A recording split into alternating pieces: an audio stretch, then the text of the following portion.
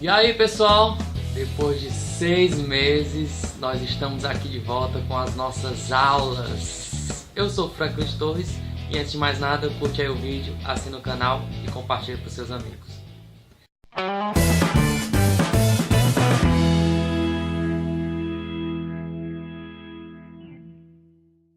Fala galera, mais uma vez nós estamos aqui, graças a Deus de volta, se arrastando, mas dá certo. Nós vamos falar hoje sobre os modelos atômicos. O que é um modelo atômico? O que é a teoria atômica, primeiramente, né? Para a gente entender o que é um modelo atômico, a gente precisa entender o que é a teoria atômica.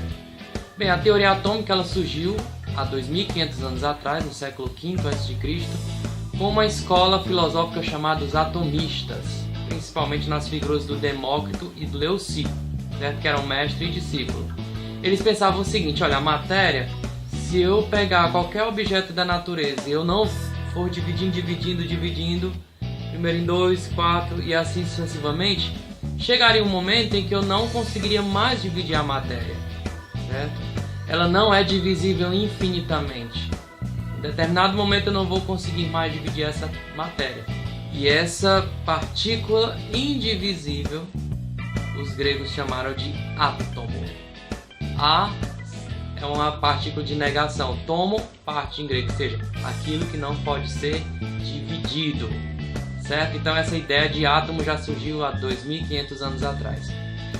Em 1808, baseados nas leis ponderais de Lavoisier e Prost, um cientista inglês chamado John Dalton, ele retoma essa ideia dos gregos e propõe que a matéria é formada também por átomos. E fez algumas afirmações a respeito do seu modelo para o átomo.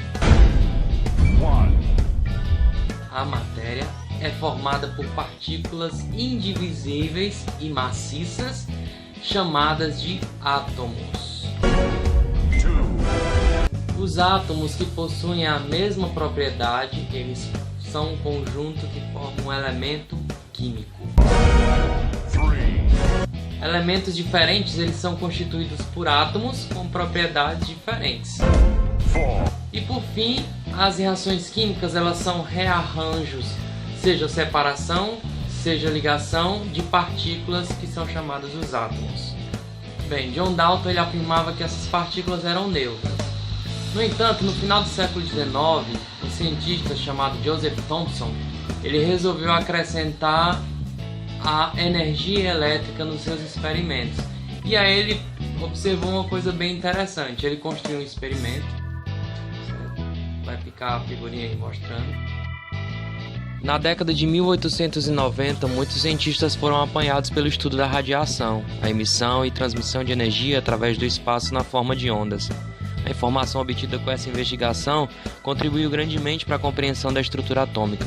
O instrumento usado para investigar esse fenômeno era o tubo de raios catódicos, o precursor do tubo de televisão. Trata-se de um tubo de vidro no qual se retira a maior parte do ar. Quando se ligam as duas placas metálicas à fonte de alta tensão, a placa carregada negativamente, denominada cátodo, emite uma radiação invisível. Os raios catódicos são atraídos para a placa de carga positiva, conhecida como ânodo, passam através de um orifício e continuam o percurso até a outra extremidade do tubo. Quando os raios atingem a superfície coberta por um revestimento especial, produzem uma fluorescência forte ou uma luz intensa. Em algumas experiências, duas placas carregadas eletricamente e um ímã foram colocados na parte externa do tubo de raios catódicos. Quando submetidos a um campo magnético ou um campo elétrico, há um desvio do raio.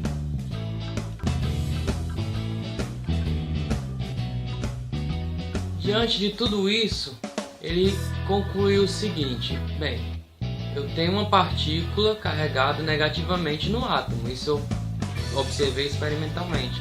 Mas para que ele mantenha a neutralidade, ele precisa também ter carga positiva. Então ele imaginou o modelo como sendo uma esfera, com carga positiva distribuída ao longo de toda essa esfera, e na superfície da esfera estão os elétrons, são essas partículas negativas incrustadas em toda a superfície da esfera que formam o átomo, assim conservando a neutralidade do átomo. A esse modelo ele ficou conhecido como modelo de pudim de passas, que era uma sobremesa bastante famosa na região do Thompson. Obviamente esse modelo se tornou ultrapassado na medida que se observava o fenômeno da radiação, um aluno que foi aluno de Thomson, Rutherford, ele resolveu realizar um novo experimento. E nós vamos ver aqui o vídeo como é a ilustração desse experimento. Em 1910, o físico neozelandês Ernest Rutherford, que tinha estudado com Thomson na Universidade de Cambridge, decidiu usar partículas alfa para analisar a estrutura dos átomos. Ele realizou uma série de experiências empregando lâminas muito finas de ouro e de outros metais como alvos para as partículas alfa de uma fonte radioativa. Ele observou que a maioria das partículas alfa penetrava a lâmina sem desvio ou com apenas uma ligeira deflexão, mas de vez em quando uma partícula alfa era desviada de um ângulo grande. Em alguns casos, a partícula alfa era ricocheteada na direção de onde tinha vindo. Esse foi um achado surpreendente, pois no modelo de Thomson a carga positiva do átomo era tão difusa que as partículas positivas alfa deveriam ter atravessado a lâmina com desvios muito pequenos. Rutherford conseguiu explicar os resultados da experiência de desvio de partículas alfa em termos de um novo modelo para o átomo. De acordo com Rutherford, grande parte dos átomos deve ser constituída de espaço vazio. Isso explica o porquê de a maioria das partículas alfa atravessar a lâmina de ouro praticamente sem desvio. Rutherford propôs que as cargas positivas do átomo se encontravam todas concentradas no núcleo, um cerne denso no interior do átomo. Sempre que uma partícula alfa se aproximava de um núcleo na espécie de desvio, sofria grande força de repulsão e por isso era muito defletiva. Além disso, uma partícula alfa cujo percurso se dirigia diretamente para o núcleo seria completamente repelida em sua direção invertida. As partículas com carga positiva no núcleo chamam-se prótons. Em experiências separadas, verificou-se que cada próton transporta a mesma quantidade de carga que um elétron e tem uma massa de 1,67 vezes 10 a menos 24 gramas. Bem, depois de todo esse experimento que surpreendeu por demais o Rutherford, ele concluiu o seguinte: olha, os átomos eles são formados por um núcleo minúsculo onde estão concentradas as cargas positivas e a maior parte do átomo. O modelo de Rutherford ficou chamado de modelo planetário porque ele imaginou que o átomo seria um pequeno núcleo carregado positivamente, em que toda a massa estaria concentrada nesse núcleo, e esse núcleo de cargas positivas ele é neutralizado por uma eletrosfera, onde encontram-se os elétrons girando em torno desse núcleo, e esse modelo ficou conhecido como modelo planetário, por se assemelhar ao nosso sistema solar dos planetas girando em torno do Sol. Como nós vimos, o modelo de Rutherford descrevia o átomo como os elétrons girando em órbitas circulares ao redor do núcleo carregado positivamente. No entanto, isso gerava um problema, porque uma partícula carregada girando em uma trajetória circular, ele emite radiação. E essa perda de energia iria causar um colapso do átomo. O elétron iria acabar colapsando no núcleo do átomo. Então, baseado nas teorias quânticas, Bohr elaborou alguns postulados. Os elétrons descrevem ao redor do núcleo órbitas circulares e de energia bem definida. Cada órbita permitida para os elétrons possui energias diferentes, gerando assim camadas energéticas. Os elétrons eles não viajam, não pulam de camada para outra espontaneamente. Para ele ir de camadas de mais baixa energia para mais altas energias, ele precisa absorver energia.